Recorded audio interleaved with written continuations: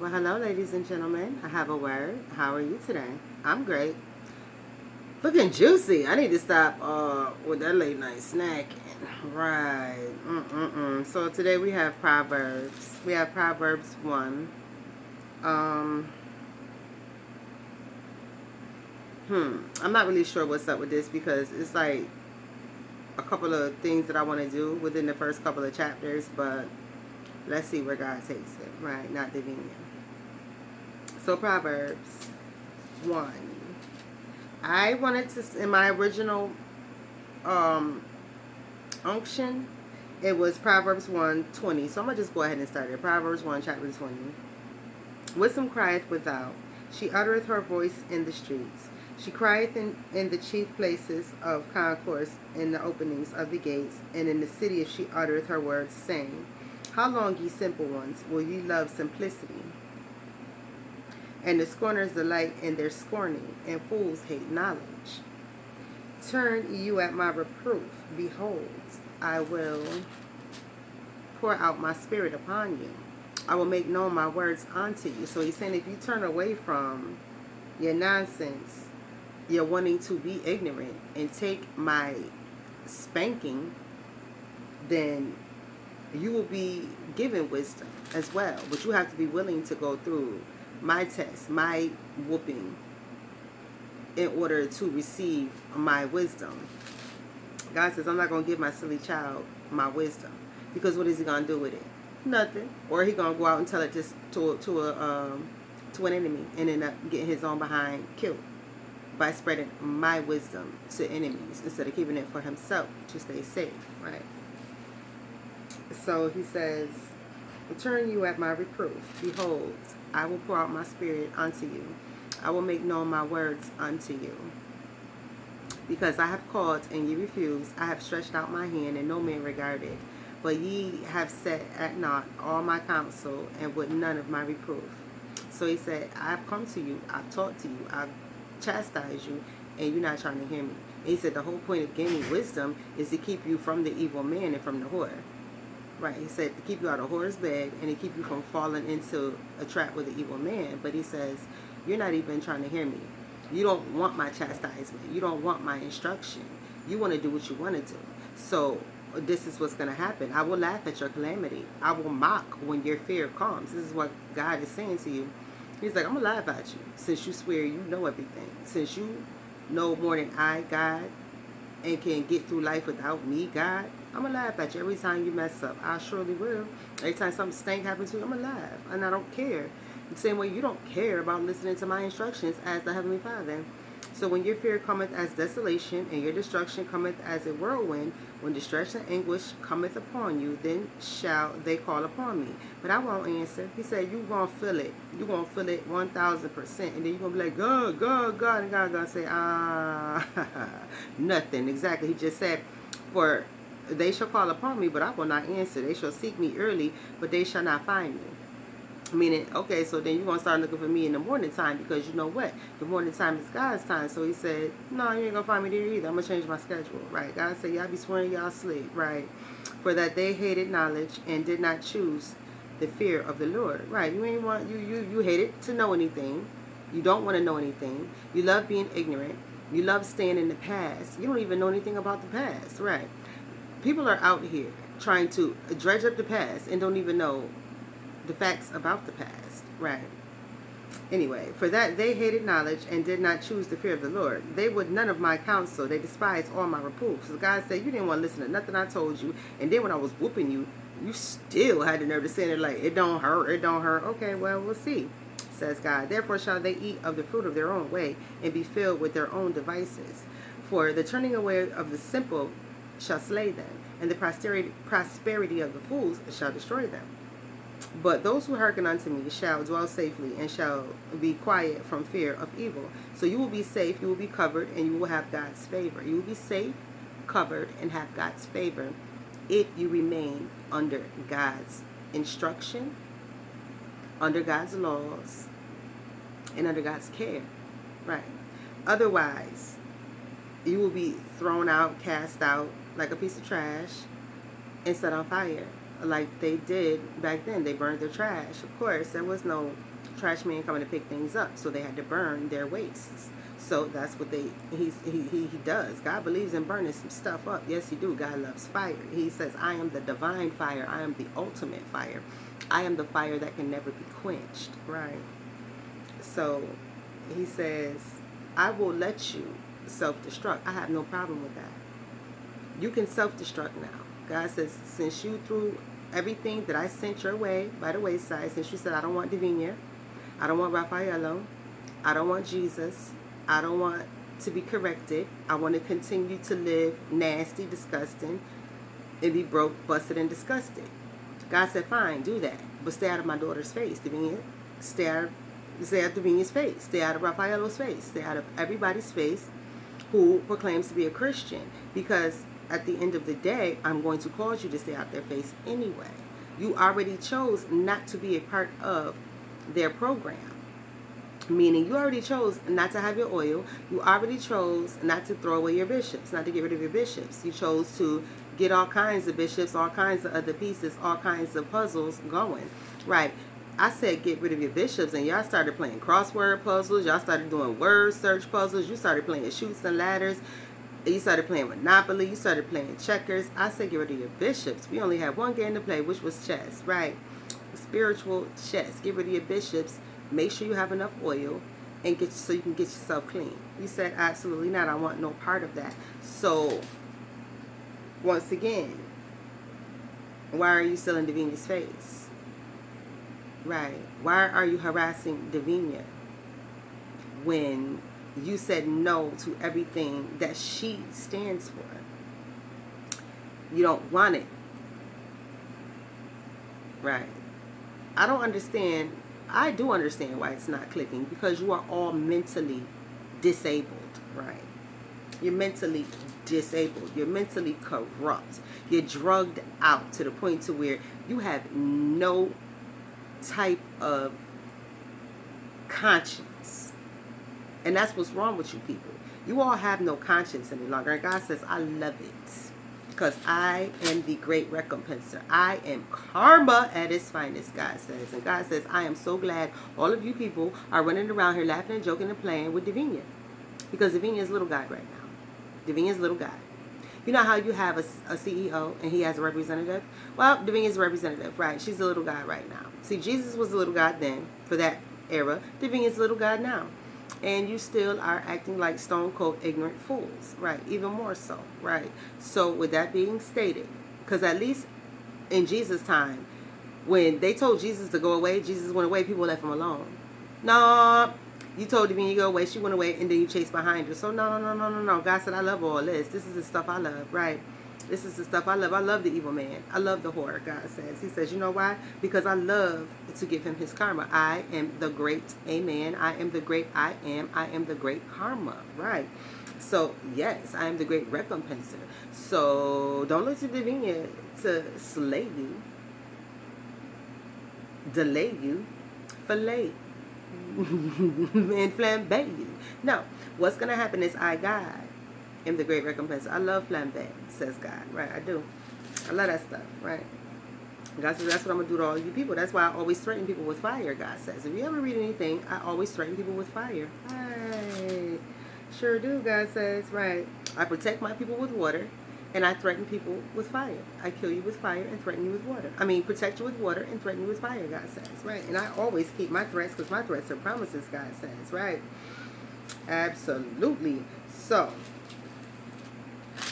the reward for wisdom, chapter 2. My son, if thou wilt receive my words and hide my commandments with thee, he says, so take my commandments and hide them in your heart, ingrain them within you, so that thou incline thine ear unto wisdom and apply thine heart to understanding. He's saying, if you do all this stuff, you're going to thirst for wisdom, right? You're going to thirst for his wisdom, which means you're going to be thirsty for him, which means God is going to be so excited. God loves when you thirst for wisdom, because that leads you right to him. And if you really want wisdom, then that means you really want him, right? Yeah, if thou criest after knowledge, and lifted up the voice of understanding, if thou seekest her as silver, and searchest for her as hid treasure, then thou shalt understand the fear of the Lord, and find the knowledge of God. For the Lord giveth wisdom, out of his mouth cometh knowledge and understanding. So God teaches his children. It's free. God says, my stuff is free. I teach for free. God said, I don't charge nobody for nothing. I teach for free. Right. God said, I don't even take no offering. He said, yes, I do. I take burnt offerings. God says, I take burnt offerings. I take sacrifices. Yes, I do. He said, I sure enough do. He said, but I teach for free, right? He said, those burnt offerings are on your behalf. They're not for me. Those offerings are for your behalf. They are not for me. So I tell my priests to cut up all these bulls, cut up all these rams, take these birds, quail, all that good stuff, and sacrifice it. Cut it up, season it, oil it up, put some flour on it, and cook it, right, before me, right? And then you take and give me a portion, and then you take and eat your own portion, right? And then tomorrow you throw my portion out, because my portion is only for you to say, God, I'm not selfish. I know this is yours. I know this comes for you, and I will take seconds, right? I will eat the crumbs from your table, dear God, right? That's what his priests do when they get part of the burnt offering. They understand, I am still a dog. I can be a dog. To you, I am a dog, still needing the crumbs from your table. I will never forget that. And God says, I know. But guess what? Even though you still know that, and you can always be a dog, understand, I love you as my child. But understand, I will throw you back like a dog, right? God said, I love you as my kid. Thank you for still understanding that concept. But I love you as my child now. But understand, you get out of hand, I will throw you back down there with the dogs and let you beg like these people are doing right now in 2021. Their dogs begging. The master is not interested. You chose a master over a loving owner, right? You chose a master over a loving owner, dear dogs, right? So God said, ain't nothing I can do with you, so go ahead and live with your master. He keepeth the paths of judgment and preserveth the way of his saints. Then shalt thou understand righteousness and judgment and equity, yea, every good path. When wisdom entereth into thine heart and knowledge is pleasant unto thy soul, truth comes in, right? When you are full of knowledge, when you open up your heart to receive knowledge, God's wisdom, God's knowledge, God's understanding, when you open yourself up to that, you receive total truth. Everything around you must be truth. You will not accept lies. You will not deal with lies. You will not sit up there and let somebody talk to you about the Underground Railroad in 2021 once you have knowledge, wisdom, and understanding from God. When you don't have knowledge, wisdom, understanding from God, you grasp the past, which I don't know why. I've never grasped the past. I've always let my past go. So that tells me that from birth, or at least from when I was able to understand, I always knew, don't hold on to the past, let things go. Because if it was supposed to be with you, it would, right? I learned that at a very young age. If something's supposed to be with you, it will be. Don't cry about it. Don't chase it. Just let it be, right? Discretion shall preserve thee, understanding shall keep thee, to deliver thee from the way of the evil man, from the man that speaketh forward things, who leave the paths of uprightness to walk in the ways of darkness, who rejoice to do evil and delight in the frowardness of the wicked, whose ways are crooked, they froward in their paths. So he's just talking about all the people who don't want nothing in life. They love the nasty, the stank, the funky, the wicked, right?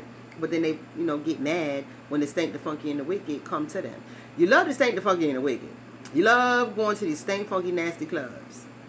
But let somebody take a picture of you up in there looking your worst, doing some stank nasty. Now you mad. First of all, you up in there in that nasty club doing some stank nasty. Somebody took a picture of it and posted it on social media. Why you mad about it? You shouldn't have did it in the first place, right? Who leave the paths and upright, chapter 2 of verse 13. Chapter 2 of verse 12.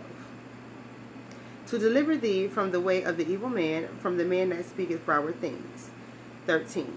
Who leave the paths of uprightness to walk in the ways of darkness, who rejoice to do evil and delight in the frowardness of the wicked, whose ways are crooked, and they froward in their paths, to deliver thee from the strange woman, even from the strange which flattereth with her words, which forsaketh the guide of her youth, and forgetteth the covenant of her God. For her house inclineth unto death, and her path unto death. None that go unto her return again, neither they that hold of the paths of life. So this is another reason why you're supposed to get knowledge, wisdom, and understanding, dear fellas, dear women, to stay away from this whore, the strange woman. to stay away from a whore. If you're a heterosexual woman and you hang around a whore, you can pick up her whore tendencies, because she'll always have some type of man around you, and you'll end up being the object of many men's affection from hanging around a whore. And she'll love it, because she'll want you to be a whore just like her. But she'll also become a very jealous being as well, because guess what? Whores do not want, right, other women have attention, right? They want the attention to be on them. A whore cannot stand for another woman to have attention. And that's how you know when you're around a whore. When every time you're around guys, right, the attention has been a specific woman all the time. She's a whore, right? And a hater at that, right? Verse 17, which forsaketh the guide of her youth, and forgetteth the covenant of her God. For her house inclineth unto death, and her path unto death. None that go unto her return again, neither take they hold of the path of life. So this type of woman, this whore, can mess up a heterosexual woman, and she can mess up a heterosexual male. By doing what? Right. Just being a whore. Right. She's giving her body over to a man that she's not married to, and she's enticing women that she hangs with to be just like her. And then she ends up hating these same women who are just like her, but still remains hanging with some of them, for the most part. You know how that go, right? Those tumultuous friendships, like a friend, really? Okay, well, that's not the term I use for friend, but okay, right. These are women who are dangerous to males and females who are heterosexual, because she is a whore. So she can also turn that heterosexual woman into a bisexual woman. Right. Right. So God says stay away from all of this. This is why you need wisdom, knowledge, and understanding. You do not be around a whore. A whore will end up hating you, turn you into what she is, and she will hate you. Or a whore can turn you into a bisexual woman, and God will hate you. Right. God doesn't hate whores per se, because you can change, right? But God hates what? Homosexuality, right? Because he does not understand how you can turn to the same sex, right? But talk to God about that now, right? So, verse 21, no, verse 20, that thou may walk in the way of the good men, and keep the path of the righteous. For the upright shall dwell in the land, and be perfect, and the perfect shall remain in it, right? The perfect will be glorified. The godly on earth will be considered perfect to God and be glorified by God. God considers his children to be perfect. He knows we make mistakes, but we are perfect compared to non-children, right? God says you are holy, you are sanctified through me as your Father, and you are perfect in my sight.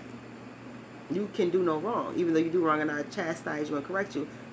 Compared to that heathen, no, my children are perfect and can do no wrong, right? So God says I put you on a pedestal when you are my child, compared to that over there, right? He says I understand my children stumble. They may have some issues, they may have some concerns, they may go through a couple of bumps in the road, but for the most part my children understand English very well. They understand to not sin just to sin. There are times where you sin and don't, oh, did I just do that? Right. But then there's other times where I'm about to go sin. He said, no, that's not my child. I'm about to go sin. It's not my child. Right. Catching yourself in sin and stopping it, that's my child.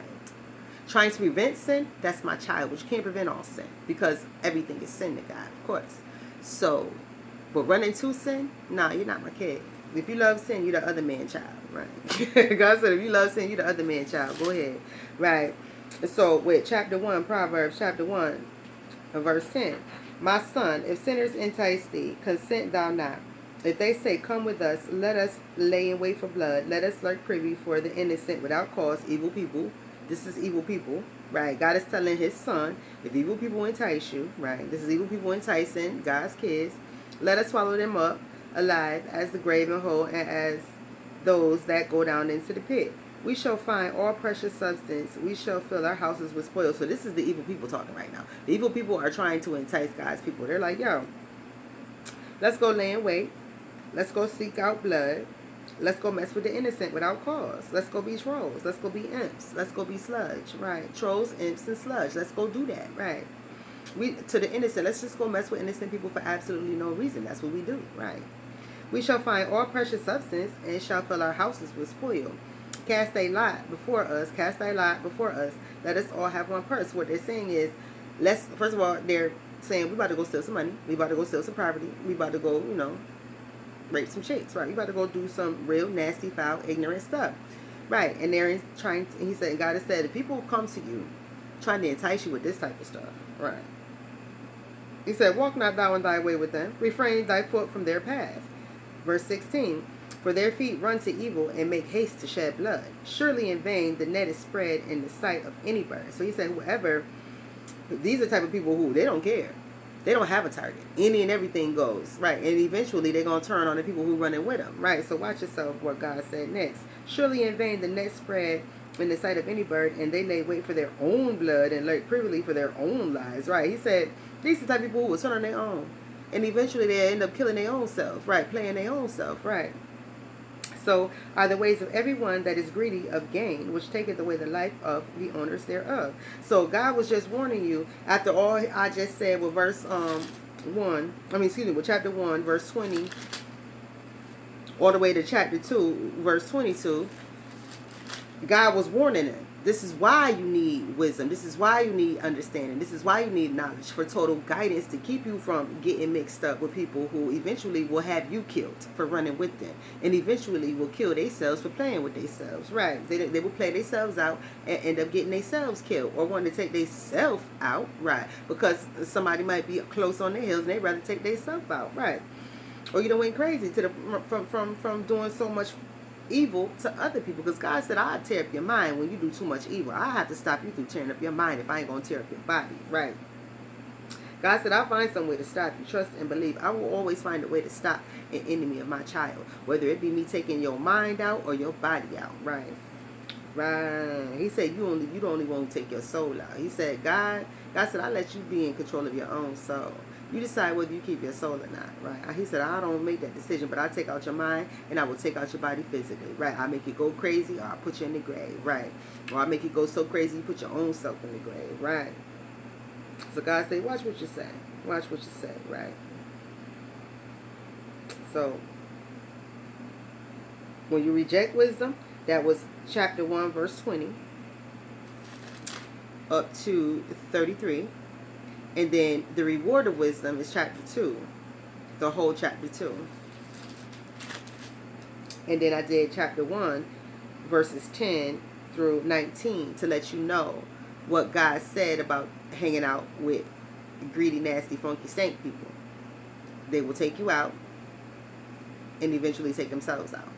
So do not allow yourself to be trapped up with these type of people, because they are no good. They will never be any good. And these are the ones who are what? Will end up in Sodom and Gomorrah, right? These are the people God is warning you about, because they will end up in Sodom and Gomorrah and not even care, right? Not even care until the last minute. They will not care until the last minute. Like right now, people do not care that God said get themselves together. They're still playing games. They're still being ignorant. They're still showing how nasty, disgusting, and filthy they are as people, period. Their morals and values are gone. And God said, you still playing? Okay, well, like I just told you, people will play until the last minute. They will think it's cute and funny until the last second, right? But at that last second, God said, ha, ha, ha. Imagine opening the door. Imagine getting in your car and just blowing up. Right. And you're inside just burning, right? You're inside just burning to death, right? God said, yep, that's your last second right here. Right? God said, that's your last second right there, and that's what it's going to be like. So you guys have a wonderful afternoon, right? A great afternoon.